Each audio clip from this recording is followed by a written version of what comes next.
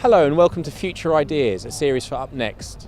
Today I'm going to talk to Leon Emirali, a digital campaigner, about fake news and how digital campaigning will change the face of politics in the UK.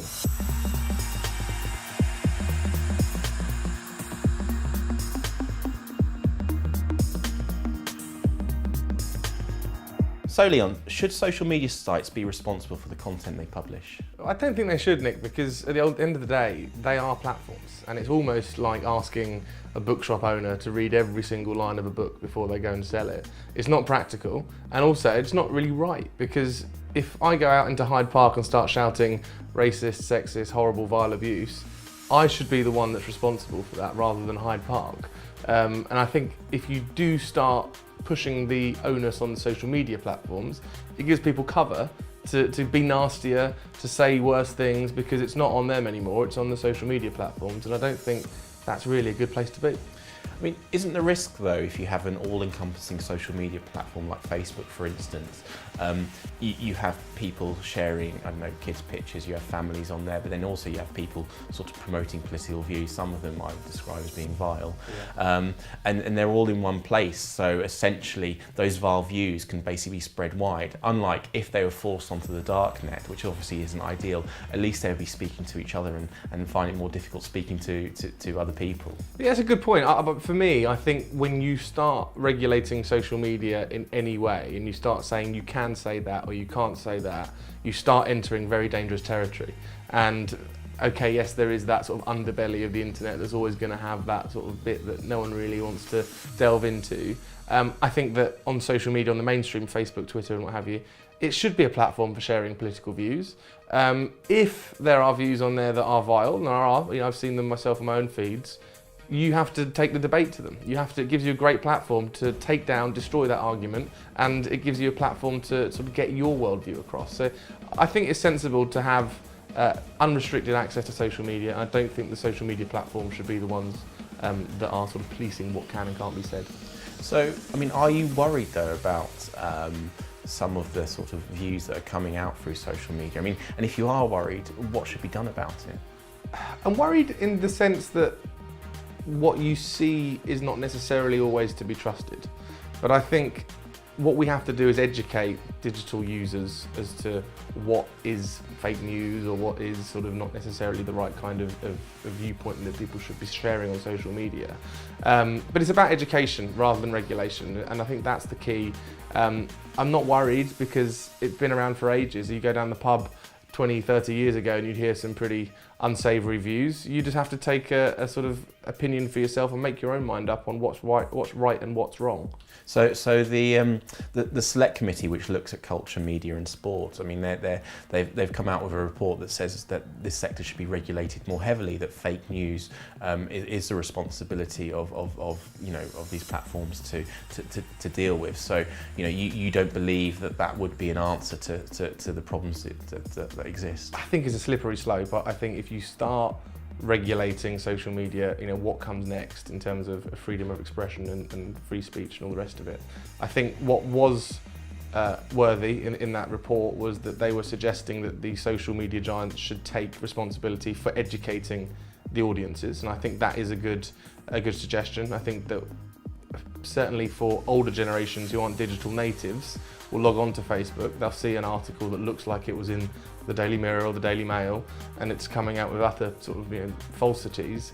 You can't necessarily differentiate between the two, and I think that's important that people are viewing social media through that prism, and that's probably could be down to the social media giants to help fund that education for the masses. So, but if there is somebody, let's say for example somebody in the news at the moment, Tommy Robinson, obviously he uses social media very, very effectively. I would say to basically promote his agenda and essentially manipulate the truth and actually, say things that blatantly aren't true. I mean, so would you're just comfortable with just letting him continue saying things that in order to whip up anger, which blatantly are not true if when they come under scrutiny? Well, if you look at Nick Griffin from the BNP when he was on Question Time, I can't remember when it was about 5 or 6 years ago, and there was a big furore, should he be given the platform to BBC, and there was yes and no. he went on Question Time, he got annihilated, his opinions were shot down, and then the BNP suddenly ceased to exist. They lost all support. So I think if you're exposing those kinds of ideologies like Tommy Robinson's that clearly are unhealthy, there's a public platform for you to be able to argue against them and turn people around to a more sensible point of view. So I think you have to have that debate and you have to argue it out rather than shut it out. When you talk about education, I mean, do you have any idea about how that education would happen? I think it has to be almost like a public health style campaign where we identify what fake news is. Facebook are actually doing some good stuff on that. I don't know if you've seen recently, if you look at an article, it will tell you about this source. That's a good starting point. So at least you know that you're looking at something that is from a legitimate news source. There needs to be more of that. I think there needs to be an understanding from users that don't trust everything you read on the internet. I think that's been around for a little while, and it's been amplified. I mean, if you look at this whole idea of fake news, I mean, I think Trump was probably sort of the one who elevated that as a term, as a concept. People are now viewing things with a little bit more skepticism as to they would have been 5 or 10 years ago. So I think that's what it's about. It's about signposting particular outlets that are trusted, that are trustworthy, and also just letting people know that not everything is as it seems when you're browsing online. You've basically criticised UK politicians for believing just because they're on social media that's enough. So what would you like to see our politicians doing? I want to see them just take advantage of social media in a way that people are doing in the private sector, that social media influencers are doing. There's a huge market for it. I mean, human nature is we're nosy. We want to know what's going on in people's lives. Politicians put themselves, sort of in that place for exposure, but they're using social media for just really boring stuff. I don't want to know what the MP for North West Somerset is doing for breakfast. What I want to know is what are they doing sort of in their spare time? How are they helping out the community? I want to sort of see a daily vlog of what they're up to. What does an MP actually do? And I think that kind of opportunity to showcase their day-to-day lives, they're not taking. So the content needs to step up. Okay, you're on Twitter, you're on Instagram, great. Step up the content, because that's the variable between success and failure. So Leon, are there any examples of politicians who use social media well? I think there's one politician in Brazil, Sheridan is her name, and she uses Instagram like an influencer. She showcases her life with her kids involved, with her day-to-day sort of activities, and she's taken on this she's a lifestyle brand. She's giving aspiration to her followers. And that's the kind of content that British politicians should be doing. But don't even look at politicians, look beyond that. Look at influencers in fashion, in sport, in lifestyle, food, travel, all of those kinds of areas where they're creating content that people want to consume, people choose to consume. And if you look at user habits now, you've got 7 seconds to capture someone's attention when they're scrolling through their phone. If you've just got a picture of you standing outside the House of Commons shaking hands with someone from a think tank, that's not going to grab my attention. It's got to be something a bit more than that. And as I said, the content is the variable. So that's the lesson, up the game in terms of content. You've got the audience. Great. Well, I'll take this moment to thank everyone who's still watching our interview. We've only got 7 seconds hopefully we've done a good enough job. Hopefully, and everyone who's still watching, I love you. Yeah, there you go. Okay, well, so that's been fascinating. So just to sort of finish off, what do you think the digital campaigning techniques of the future will be? Well, it's hard to tell. If I had a crystal ball, I'd be making a lot of money.